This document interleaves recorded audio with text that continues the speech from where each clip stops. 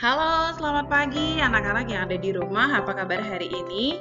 Semoga kalian semua dalam keadaan sehat. Ya, apalagi di masa-masa pandemi saat ini, tentunya kalian harus menjaga kesehatan supaya tetap sehat.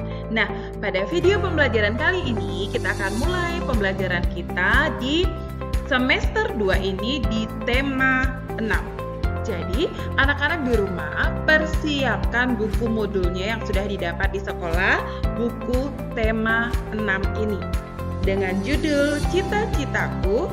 Nah, pada pembelajaran kali ini kita akan membahas subtema 1.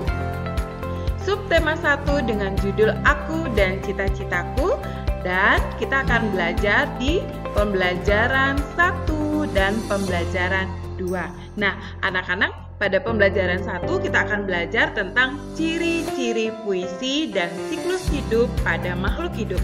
Dan pada pembelajaran yang kedua kita akan belajar tentang siklus hidup kupu-kupu dan belalang, rima puisi dan panjang pendek nada. Ayo anak-anak, kita akan simak penjelasan berikut ini. Baik anak-anak yang ada di rumah, kita akan mulai materi pembelajaran kita. Kali ini yang pertama kita akan belajar di pembelajaran 1. Nah, pada pembelajaran 1 ini kita akan belajar mengenal puisi dan ciri-ciri puisi. Nah, sebelum kalian belajar tentang puisi dan ciri-ciri puisi, Miss Dewi mau bertanya kepada anak-anak. Apakah kamu pernah membayangkan akan menjadi seorang apa di kemudian hari? Apakah hal yang kamu bayangkan itu sebuah kegiatan atau sebuah pekerjaan? Apakah kamu pernah membayangkan kelak akan mengajar atau menjadi seorang pilot, arsitek, dokter hewan, atau pekerja seni?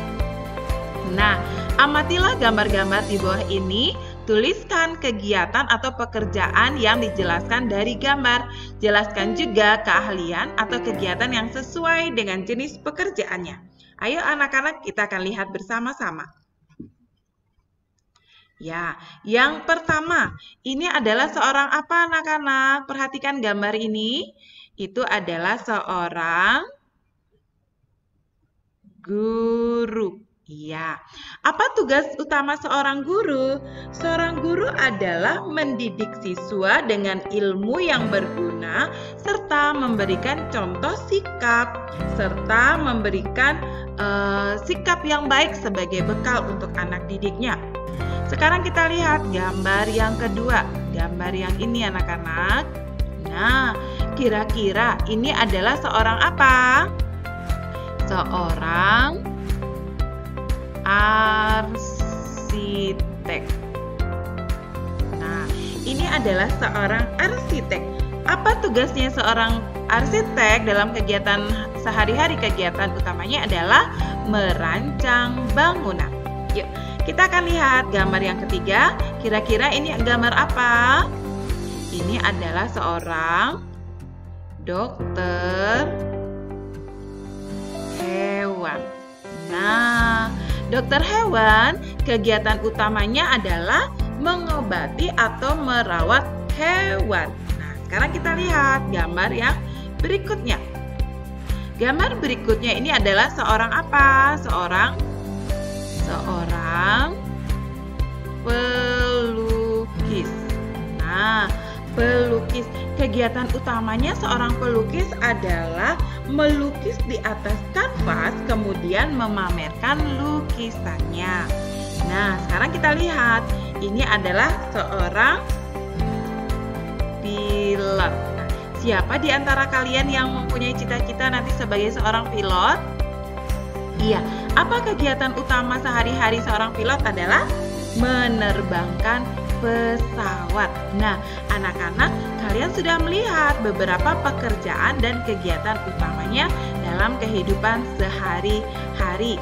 Nah, bagaimana dengan kamu? Kamu pasti mempunyai mimpi dan harapan tentang kegiatan atau pekerjaanmu kelak. Nah, impian atau harapan itu disebut dengan apa ya anak-anak? Disebut dengan cita-cita. Apa profesi yang kamu cita-citakan? Apa alasanmu memilih profesi tersebut? Iya, kamu bisa mengungkapkan perasaanmu melalui sebuah puisi. Sebuah contoh, kamu menjadi guru. karena merasa kagum kepada gurumu. Kamu bisa mengungkapkan rasa kagum tersebut melalui sebuah puisi ya anak-anak. Nah, puisi merupakan, apa itu puisi? Puisi merupakan karya sastra berbentuk jalinan kata-kata singkat yang indah yang berisi curahan perasaan penyair tentang apa yang dirasakan. Jadi penyair itu adalah orang yang menulis puisi. Nah, jalinan kata-kata tersebut membentuk lirik. Nah, puisi terdiri atas bait-bait yang terbentuk dari larik-larik. Kata-kata dalam puisi memiliki rima dan irama. Nah, berikut kita akan belajar ciri-ciri puisi. Ciri-ciri puisi yang pertama adalah apa saja? Yang pertama, puisi terdiri atas kata-kata yang tersusun menjadi larik-larik. Larik-larik ini sama dengan baris ya anak-anak. Yang kedua, larik-larik dalam puisi tersusun menjadi bait. Suku kata terakhir dalam setiap larik membentuk rima. Kata terakhir setiap larik memiliki keteraturan bunyi vokal atau irama. Nah, perhatikan contoh berikut. Nah, kita mau belajar yang mana namanya larik, yang mana namanya bait.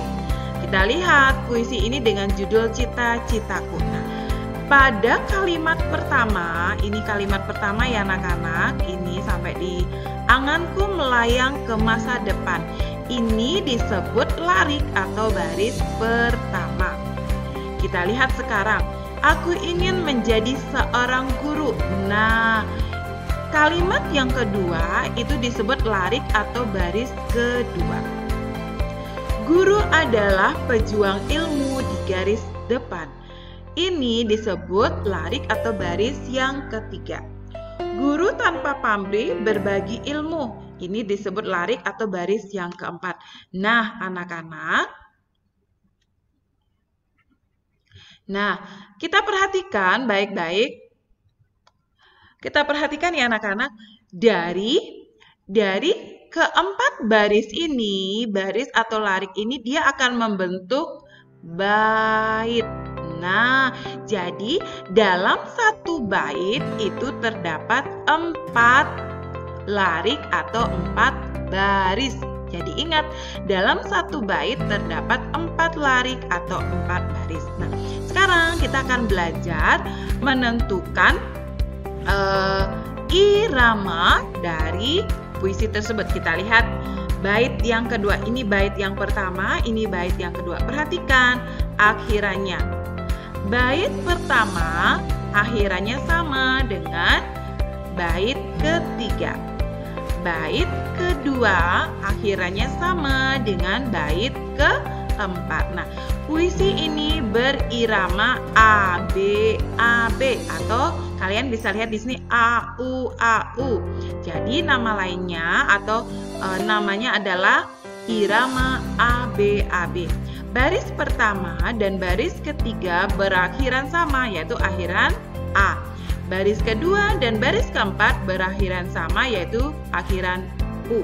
Jadi, puisi itu harus memiliki rima dan irama yang sesuai supaya puisi tersebut menjadi indah dan menarik. Nah, demikian penjelasan Miss Dewi tentang ciri-ciri puisi. Dan kita akan lanjutkan kembali tentang penjelasan puisi ini di pembelajaran 2. Nah, nanti untuk tugas di rumah, anak-anak bisa kerjakan Ayo Berlatih di buku tulisnya. Ya, baik, kita akan lanjutkan kembali muatan IPA. Siklus hidup makhluk hidup. Nah, siapa di antara kalian yang bercita-cita menjadi dokter hewan? Dokter hewan itu tugasnya adalah merawat atau memelihara hewan peliharaan. Nah, siapa di rumah di sini yang punya hewan peliharaan? Bisa burung, kucing, atau ayam. Pasti punya, ya?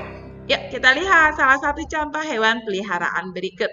Nah, perhatikan ya anak-anak, gambarnya ini adalah gambar kucing dan anaknya. Ada perbedaan ya. Anak kucing ukuran tubuhnya lebih kecil daripada induknya. Terus kita lihat kelinci. Kelinci juga sama. Anak kelinci ukuran badannya lebih kecil daripada induknya. Begitu juga anak ayam. Nah, gambar-gambar tersebut menunjukkan bahwa anak-anak hewan dan hewan yang sudah dewasa memiliki ukuran tubuh yang berbeda. Nah, jadi ukuran tubuh yang berbeda ini disebabkan oleh pertumbuhannya. Nanti anak-anak ayam ini juga akan bertumbuh menjadi induk ayam atau ayam yang dewasa. Nah, semua makhluk hidup mengalami pertumbuhan dan perkembangan. Hewan dan manusia mengalami beberapa tahapan pertumbuhan dan perkembangan dalam kehidupannya. Tahapan pertumbuhan dan perkembangan hewan membentuk sebuah siklus hidup atau daur hidup. Nah, ini anak-anak. Hewan mengalami tahapan pertumbuhan dan perkembangan yang berbeda-beda. Ada jenis hewan mengalami perubahan bentuk di setiap tahap hidupnya, namun ada pula hewan yang tidak mengalami perubahan bentuk. Hewan yang mengalami perubahan bentuk dalam siklus hidupnya berarti mengalami metamorfosis. Sedangkan hewan yang tidak mengalami perubahan bentuk dalam siklus hidupnya berarti tidak mengalami metamorfosis. Berarti metamorfosis tidak sempurna. Baik, perhatikan, ayo berlatih berikut. Ayo kita mau urutkan. Amati gambar berikut, sekarang kita mau urutkan. Yang mana ya gambar yang menunjukkan nomor urut 1 dari tahapan siklus hidupnya? Berarti ini nomor 1, ini 2, ini kucing remaja, ini kucing dewasa. Oke, anak-anak bisa tulis ya di buku modulnya. Nah, sekarang kita lihat siklus hidup dari ayam. Ayam mulai dari telurnya, 1, menetas menjadi anak ayam, menjadi ayam remaja, terus menjadi ayam dewasa. Nah, anak-anak, nanti kalian bisa melihat pertumbuhan dan perkembangan hewan-hewan lain yang ada di sekitar kalian. Ya, anak-anak, mari kita akan lanjutkan kembali pembelajaran kita di pembelajaran 2. Nah, pembelajaran 2 ini kita akan menyanyikan lagu sesuai panjang pendek nada. Setiap nada memiliki keteraturan, setiap lagu memiliki keteraturan dalam menyanyikannya. Tentunya kalian bisa lihat ya lagu berikut, Kupu-kupu yang lucu. Nah, kupu-kupu yang lucu ini, lihat tanda temponya adalah lento. Nah, jadi lento ini dinyanyikan dengan cepat atau lambat atau sedang? Iya, dengan lambat. Nah, nanti anak-anak bisa praktekkan di rumah menyanyikan lagu kupu-kupu yang lucu. Nah, berikut juga ada lagu Tik-tik bunyi hujan. Nah, ini dinyanyikan dengan tempo sedang. Nah, berikut kita akan belajar beberapa tempo dalam menyanyikan sebuah lagu. Nah, tempo itu dibagi menjadi 3. Ada tempo lambat, tempo sedang, dan tempo cepat. Nah, ini kalian bisa baca-baca nanti buku modulnya. Ada largo, lambat sekali, lento, lebih lambat. Adagio, lambat, andante, itu sedang, moderato, sedang, agak cepat, allegro, cepat, vivace, lebih cepat, presto, cepat sekali. Oke, nanti anak-anak bisa menyanyikan lagu kupu-kupu yang lucu atau tik-tik bunyi hujan sesuai dengan tempo yang sudah ditetapkan. Baik anak-anak, kembali kita akan belajar tentang puisi. Tadi kita sudah belajar tentang rima dan irama dalam puisi. Nah, ciri-ciri puisi yaitu lebih dekat terikat oleh irama dan rima serta penyusunan baris dalam bait. Kita akan belajar ya. Yang pertama, yang A. Rima A, B, A, B. Tadi sesuai contoh yang sudah Miss Dewi jelaskan sebelumnya. Itu disebut rima bersilang. Coba kalian perhatikan. Baris pertama itu sama dengan baris atau lari ketiga. Sedangkan baris kedua sama dengan baris keempat. Berarti dia rimanya adalah A, B, A, B. Nah, sekarang kita lihat rima A, B, B, A. Ini disebut rima peluk. Nah, rima peluk ini baris pertama, lihat baris pertama itu sama dengan baris keempat. Baris kedua itu sama dengan baris ketiga. Itu disebut rima A, B, B, A. Kita akan lihat rima A, A, B, B. Rima A, A, B, B ini disebut rima pasangan. Nah, kita lihat ya. Baris atau lari pertama itu sama dengan baris kedua. Yang ketiga sama dengan yang keempat. Makanya disebut rima A, A, B, B. Sekarang kita lihat rima A, A, A, A atau berirama, berima terus. Jadi setiap barisnya ini memiliki rima yang sama, ini I, I, I, I.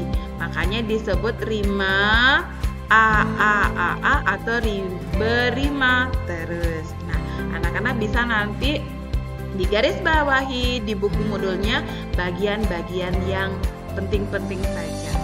Yuk, sekarang coba perhatikan, ayo berlatihnya. Apa? Kita mau jawab pertanyaannya. Apa judul puisi di atas? Judul puisinya adalah Cita-citaku. Berapa jumlah bait dalam puisi tersebut? Ayo, ada berapa bait? Ini bait yang pertama, ini bait yang kedua, ini bait yang ketiga. Berarti ada 3 bait. Berapa jumlah baris pada setiap bait puisi tersebut? Kita lihat barisnya ada berapa?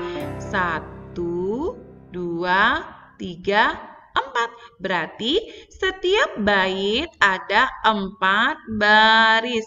4 baris. Tuliskan pola rima apa saja yang digunakan pada puisi tersebut. Kita lihat. Di sini baris pertama sama dengan baris ketiga, baris kedua sama dengan baris keempat. Berarti di sini A, B, A, B. Nah, kita lihat bait yang kedua. Ini berarti sama, ini juga sama. Berarti sama juga. Rimanya adalah A, B, A, B. Kita lihat sekarang yang bait yang ketiga. Bait yang ketiga berarti ini sama I, ini A, berarti A, B, B. Ya, bagaimana anak-anak? Paham tidak cara menentukan rima pada puisi? Iya, berarti rima bait pertama dan bait kedua itu sama, sedangkan rima bait ketiga berbeda. Ya, semoga anak-anak paham dan mengerti ya. Baik, kita akan lanjutkan kembali dengan siklus hidup kupu-kupu dan belalang. Tadi kita sudah belajar siklus hidup dari beberapa hewan dan kita mengetahui bahwa ada hewan yang mengalami metamorfosis sempurna dan ada yang mengalami metamorfosis tidak sempurna. Ayo, sekarang anak-anak amati gambar berikut. Bisa kalian perhatikan juga buku modulnya. Nah, ini adalah gambar kepompong. Kepompong merupakan bagian dari pertumbuhan dan perkembangan kupu-kupu. Nah, proses pertumbuhan dan perkembangan makhluk hidup mulai dari lahir atau menetas hingga dewasa itu disebut siklus hidup atau daur hidup. Nah, mari kita perhatikan daur hidup atau proses perubahan bentuk dari kupu-kupu. Nah, kupu-kupu ini dia mengalami metamorfosis sempurna.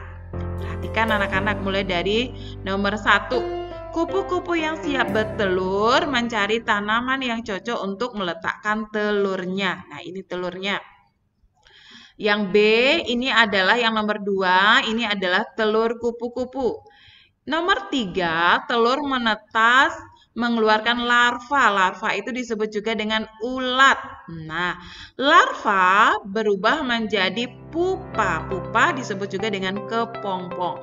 Nah, kepompong akan menetas menjadi kupu-kupu. Nah, anak-anak, metamorfosis pada siklus hidup kupu-kupu meliputi 4 tahap, yaitu ada telur, ulat atau larva, kepompong atau pupa, dan kupu-kupu. Nah, bentuk hewan yang baru lahir sangat berbeda dengan hewan yang dewasa. Jadi, kupu-kupu ini mengalami 4 tahap sehingga dia disebut dengan metamorfosis sempurna. Nah, jadi kupu-kupu ini sangat berperan penting dalam membantu penyerbukan tanaman pada pertanian. Walaupun meskipun kupu-kupu ini juga merugikan petani loh anak-anak pada saat dia berupa ulat karena memakan banyak daun-daunan dari petani. Nah, sekarang kita lanjutkan dengan metamorfosis dari belalang. Nah, belalang ini adalah salah satu contoh hewan yang mengalami metamorfosis tidak sempurna. Coba kita lihat. Nomor 1, belalang dewasa siap bertelur. Nah, nomor 2 ini telurnya. Nomor 3, nimfa tak bersayap. Bentuk tubuhnya hampir sama ya, cuma belum ada sayapnya. Nomor 4 ini nimfa bersayap. Jadi, pada belalang tidak mengalami 4 tahapan sehingga tidak disebut dengan metamorfosis sempurna, tetapi metamorfosis tidak sempurna. Nah, coba nanti anak-anak kerjakan halaman 10. Nah, ini ya, kerjakan halaman 10 di buku tugasnya.